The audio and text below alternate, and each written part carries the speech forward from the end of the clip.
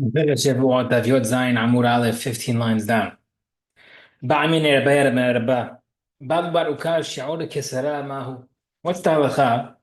If a person became tameh in the Mikdash, he exited the long way, but he did it in a short amount of time. So, yani, the shortcut would take 5 minutes, the long cut, quote unquote, would take 10 minutes. He ran through the long cut in 5 minutes. What's the halacha? Shi'ur Gmiri is a matter of time. Therefore, since he shortened it, it's okay. Odimma Daf Gmiri, we say no, specifically the exit that he takes. Barukah Hayab Patur, since he went the long way, even though he did it fast, he's Chayav, even though it took the same amount of time. The Gemara says, Marley says, Lo Nikna Ruka Lo. You can't give exceptions to the halacha even if you ran. Matkif Rabbi Zerah has a question. In the case where a Kohen was Tameh who served in Beit HaMikdash, he's Chayav Mitav from Karet. That would be the case where that would happen. Eid Losha, if the guy became Tameh and he didn't stay in long enough in the Beit HaMikdash, how would you do the service, right? It says that if he's Chayav, Karet, if he served while he's Tameh, how would you serve? Ida Shahabra Karet, if he stayed long enough, he's Chayav Karet. Why would he be Chayav for serving?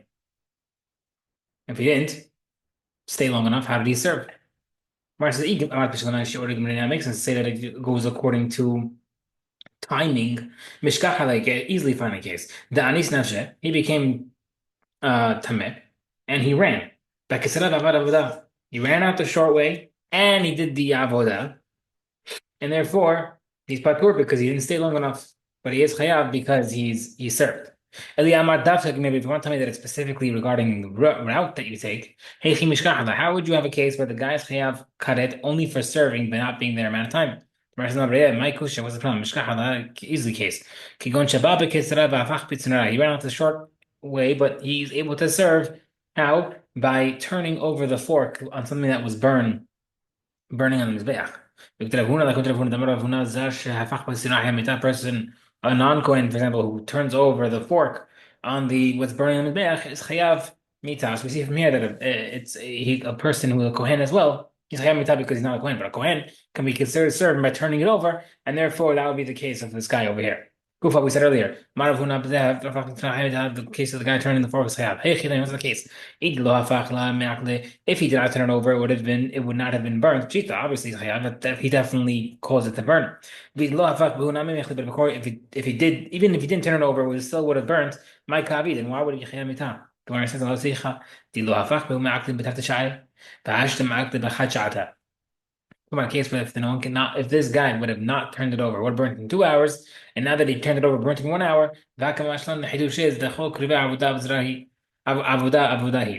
anything that causes it to burn or improve faster, it's considered part of the avodah, and that's why the guy's hayat.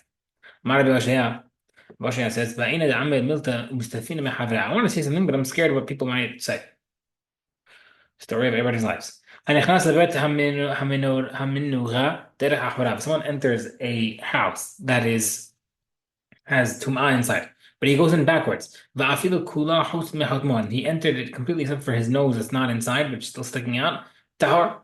Pasuk says, walking into the house becomes tameh, the Pasuk says, which means the Torah only says coming into the house the normal manner, you become tameh, but not backward. But I'm scared of what my friends will say because they might say, then you don't have to mention the case of his nose sticking out. It could even be him entirely inside would still be technically tahor, no? Gemara says, not necessarily. If he goes in backward, he will still become tameh, not because of entering, but because he's part of he's inside the house that like anything else in the house, like the bed, the chairs, the bowls. All the vessels in the house are also the utensils that are tameh already as well, so that would be the reason why he's tameh. But if his nose is sticking out, then he's not entirely in. The Pasuk says, "V'lo yitma kol asher b'bayit." You know that the stuff in the house becomes tameh. Tameh proof as well that coming in means walking in normally. Gagin halalu, the roofs of the Bet HaMikdash that were built for the courtyards. We're not sure if that's considered sanctified or not. Enoch lin sham kosher kachim. You can't eat the meat of the holier korbanot. And you can't slaughter kodesh kalim there. If someone enters through the roof, Patur from karet. Shneimar be'elam b'dash til tavod derech bi'asar Torah only says it's a sword to walk in through normal manner. Proof as well. Okay. In the Mishnah, we said, "Zuh mitzvot aseh shebamikdash she'en chayivin adan." The Gemara says, "Hecher ka'ed kamar zihu." We say, "Oh, this is the case that we saw that if some positive commandment regarding the mikdash, you're not chayav." The Sanhedrin, if they incorrectly say it, they're not chayav to bring korban. So the Gemara says, "Where are we saying? Oh, this is it. Where are we coming from?" And then we mentioned before, "Hatam kai shumat kais in the Mishnah in Horayot." In Hayavina Aseh v'alot ta'aseh shalom dash. The Sanhedrin are not chayav to bring a special korban hatat of param davar if they make a mistake on a certain positive or negative commandment regarding the Mikdash. The end maybe in Shem Talui, they also don't bring in a Shem Talui. Ala Aseh v'alot ta'aseh shalom dash, a certain positive and negative commandment in the Mikdash. But they are chayav for a positive and negative commandment in Masech Nida. They also have to bring Korban Hashem Talui for a positive and negative commandment of Nida. The Kamar, and since we're not sure which one was talking about which, our Mishnah mentioned Zuhi mitzvot aseh b'mikdash en chayvin. This is the positive commandment where the Sanhedrin will be patur in the Beit HaMikdash. Now that we clarified that, now we'll mention this part of the Mishnah. What's the case of Nida? If someone's with a Torah woman, then she says she came to Med, and he left her right away. He's chayav, a regular korban, because he exited is pleasurable and therefore he chayav. My brother says, chayav shtayim.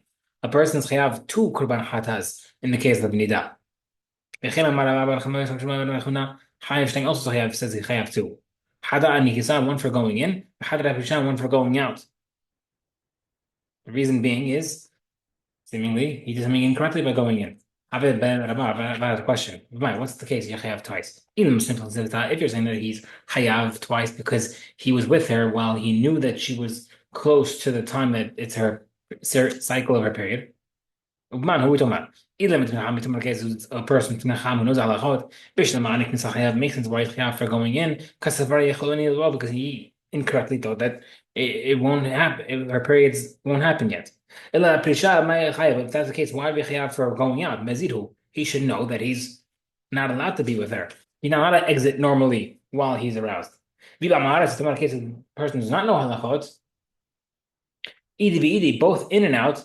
It's like the person eats two pieces of isurei fats of an animal in one shot. The guy doesn't know. He doesn't know. Why do we have it all? The one says maybe a case where it's not next to her period. Who's it according to? Who's the man talking about? Any of them.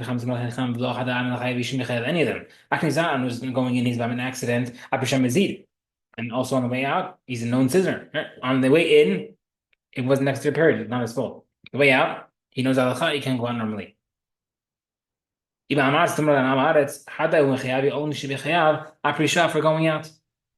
So therefore, we have to clarify Adam and Rabba and says the case where it's close to her period. And it's true he only knew the halacha of that he can't be with her close to her period, but he didn't know that he can't go out from her immediately with the quote-unquote live organ while he's aroused, and that's why he's only chayav one for the in and not the out. The out was a complete accident.